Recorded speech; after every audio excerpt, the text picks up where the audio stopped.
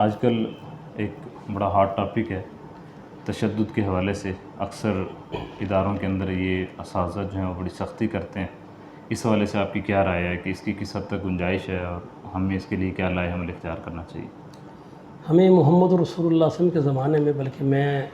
اس پر بھی ادارے کے ذمہ داران سے کہوں گا کہ جتنے بھی دینی مدارس ہیں وہ اپنے اساتذہ اور طلباء کے درمیان جو سٹیٹس کی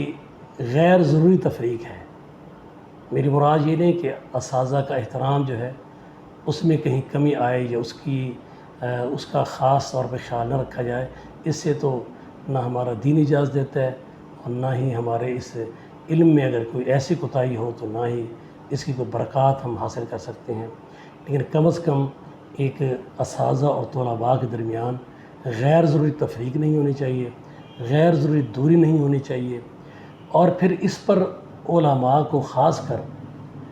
نبی صلی اللہ علیہ وسلم کی وہ سیرت جو بچوں کے ساتھ اللہ کے پیغمبر کا رویہ تھا، رسول اللہ صلی اللہ علیہ وسلم کا پیار کتنا تھا، اس کے لیے احادیث میں بہت زیادہ مثالیں ہیں۔ کس طرح بچے اللہ کے نبی صلی اللہ علیہ وسلم کے گرد جمع ہوتے تھے، کس طرح محمد رسول اللہ صلی اللہ علیہ وسلم بچوں کے ساتھ کس نرم لہجے اور پیار سے انہیں اللہ کا دین ان تک پہنچاتے تھے۔ ہمیں صغار صحابہ کی ایک پوری لسٹ احادیث سے ملتی ہے جو بچپنا تھا ان کا، لیکن محمد رسول اللہ صلی اللہ علیہ وسلم سے انہوں نے بہت اعلیٰ دین سیکھا ہے اور امت تک پہنچایا ہے۔ اور ہمیں کہیں بھی، اور اس طرح صحابہ ہیں جیسے ہمارے جو سلف ہیں، ائمہ دین ہیں، امام مالک رحمۃ اللہ علیہ، دوسرے ان کے دور کے ائمہ اور ہمارے جو اسلاف ہیں، وہ ہمیں یہ بات بتاتے ہیں کہ کس طرح ہم بچے ہوتے تھے اور ہم کس طریقے سے ہمیں اللہ کا دین سکھایا جاتا تھا۔ جیسے سیدنا عمر بن عبدالعزیز رحمۃ اللہ علیہ کا واقعہ آتا ہے، وہ ایک بندے سے ناراض ہو گئے کہ تو نے نبی علیہ السلام کی سنت نماز شروع کرتے، رکوع جاتے، رکوع سے اٹھتے، جو رفع الیدین اللہ کے پیغمبر کی پیارا طریقہ ہے، اس پر اس نے اس عمل کو اختیار کرنے پر اپنے کسی عزیز پر سختی کی یا تشدد کیا۔ سیدنا عمر بن عبدالعزیز رحمۃ اللہ علیہ نے اس سے ملاقات کرنے سے انکار کر دیا، جو غالباً امام بخاری رحمۃ اللہ علیہ نے اپنی جز رفع الیدین میں اس کو ذکر کیا ہے۔ تو اس سے معلوم یہ ہوتا ہے، اگر عمر بن عبدالعزیز فرماتے ہیں کہ ہمیں بچپن میں نبی صلی اللہ علیہ وسلم کا طریقہ نماز جب سکھایا جاتا تھا تو ہمیں رفع الیدین کی بھی باقاعدہ تعلیم دی جاتی تھی۔ ایسے ہی سیدنا محمود بن ربیع ہیں رضی اللہ تعالیٰ عنہ، بڑے کم عمر صحابی تھے، انہوں نے رسول اللہ صلی اللہ علیہ وسلم کی کچھ احادیث اور تعلیم اللہ کے پیغمبر کی امت کو بتائی ہے۔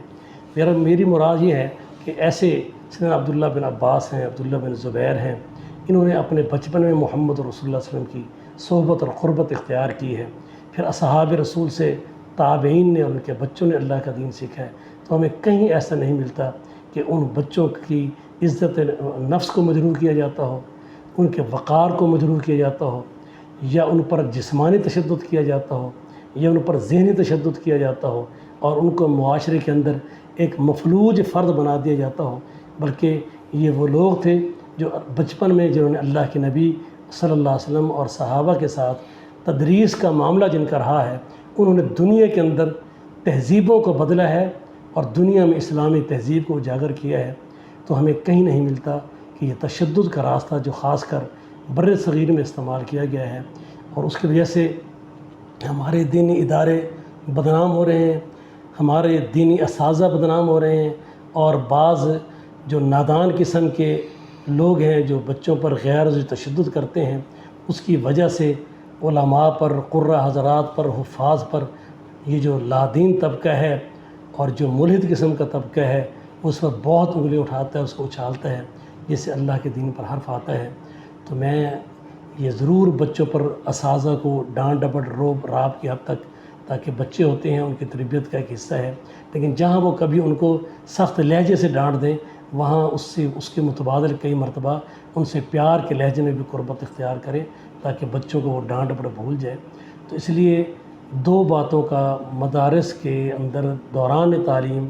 دوران تدریس خیال رکھنا چاہیے کہ نہ کسی بچے کی اس انداز کا آپ اسے رویہ رکھیں کہ وہ اپنے دوسرے طلباء کے اندر اپنے احساس کمتری کا شکار ہو اور اس کی عزت نفس مجروح ہو، اور نہ ہی اس پر جسمانی تشدد ایسا کریں کہ جس کی وجہ سے کر کے جس کی اجازت ہمیں شریعت اسلامی میں بھی نہیں ملتی، تو اس سے اجتناب کرنا چاہیے اور ادارہ کے ماحول کو انتہائی پرامن اور خوشگوار اور محبت کے انداز میں چلانا چاہیے تاکہ بچے شوق سے ان اداروں میں تعلیم کے لیے آئیں۔ جزاک اللہ۔